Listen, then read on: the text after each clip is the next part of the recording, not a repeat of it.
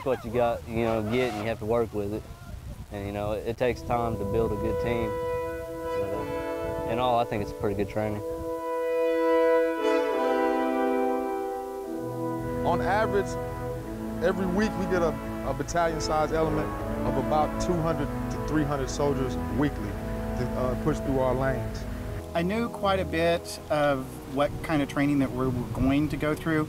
I just didn't know that it was going to be this intensive and this realistic.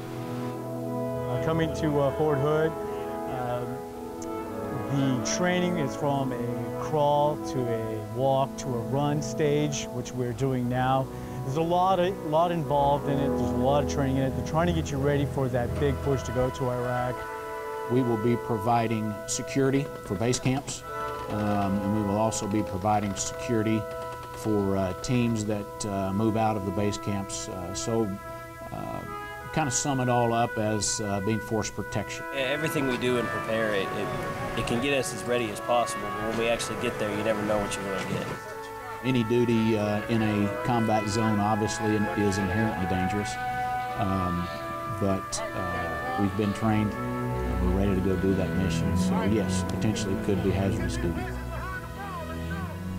This is the temporary home of the 45th, Fort Hood, Texas. It's the final stop before being deployed to the Middle East. This is where Oklahoma Guardsmen will spend the next 2 months training for hazardous duty. Sergeant Smith arrived early to get things set up.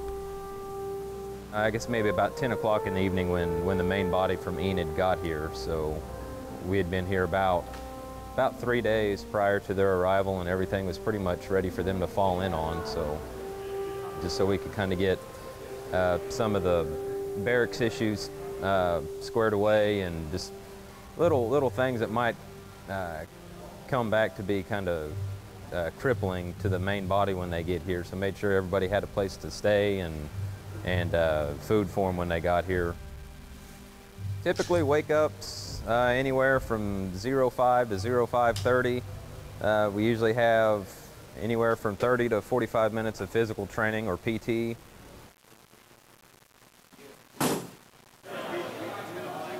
I was shocked to see that they had such a nice facility here on the training side of Fort Hood. After that, we go to breakfast. A lot of times, I've been working a lot out of our headquarters right here. So by 8 o'clock, I'd be down here and just taking care of any training issues that may pop up. Keeping track of 800 guardsmen and making sure that every man gets the training he needs is a big job. The First Army, are the ones that say whether we can mobilize or not, made this big commander's tool. Basically, it's just a big Excel spreadsheet that has every single bit of training that we're going to have to do. And we actually started working on that last October, about the time that we found out we got our mobilization order. Then we started working on all these tasks, and then it was just a matter of getting down here and finishing up what we hadn't done back in Oklahoma. One of the first things that they learn is advanced medical training. It's what to do in the event that members of the team are injured or killed. The mission is to secure, treat, and evacuate the injured from the battlefield.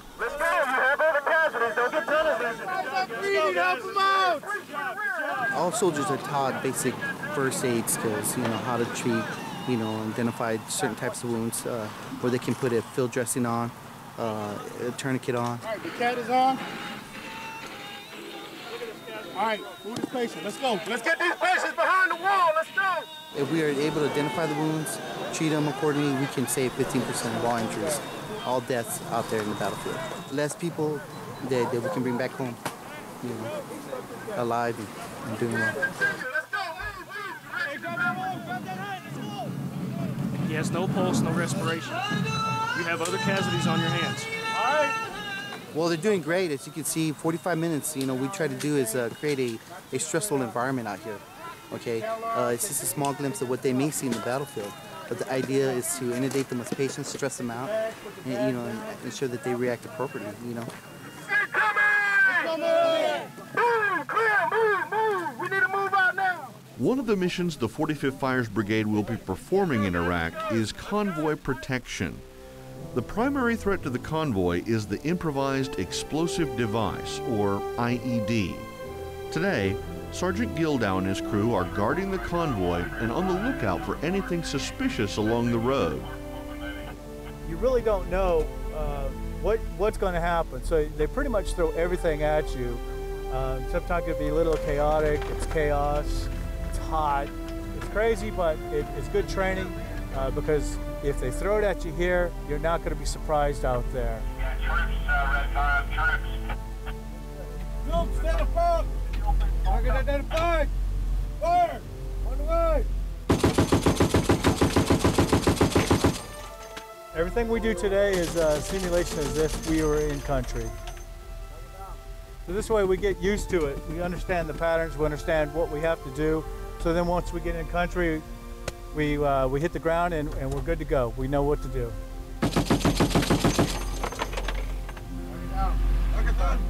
Once we complete the scenario, we're going to go over it, and our supervisor, he'll come back to us and he'll say, okay, this is what you did right and this is what you did wrong. And then we'll go through the next scenario. Okay, this is what you did right, this is what you did wrong. And we'll do that for the next couple of days so we all understand what we're doing right and what we're doing wrong and correct those issues. We want to talk about what just happened. All right, what just happened. When you arrive in theater and it's your first mission, you want to take that extra precaution, all right, to stop, interrogate, find out what it is that you're dealing with. Right? Now, once you become familiar with your route, you won't be stopping as much. Everybody see that? You'll understand that rock pile's been there on several missions and it's always been just a rock pile. That sign is always there. It's just some Arabic writing, it's nothing, all right? So good job identifying visual indicators. Gunners, what are you doing? Right, you are up out of eyeball defilade, focusing outward, looking for that trigger man or any sniper fire, right? So you can suppress. The next task is react to an IED attack. So, what do you think is about to happen? All right, someone is going to be hit with an IED. Get out of the kill zone, right? Because an IED attack is a what? It is an ambush. All right, we're not running from the fight. The enemy has just gained the upper hand on us. So our priority is to get out of the kill zone so we can regain the upper hand. Everybody see that? Every time insurgents change their tactics overseas, instructors in the U.S. bring them back home, keeping the training as realistic and up-to-date as possible. We're going to engage and see if we can identify an IED that is placed somewhere on the road.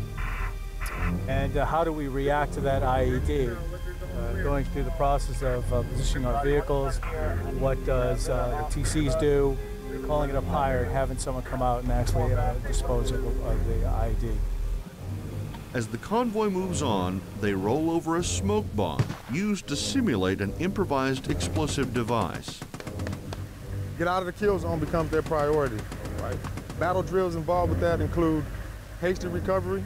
We've taught them mounted hasty recovery where no one has to actually dismount the vehicle. They hook up, get out of the kill zone. Inside, there's any casualties, self-aid and buddy aid should be taking place.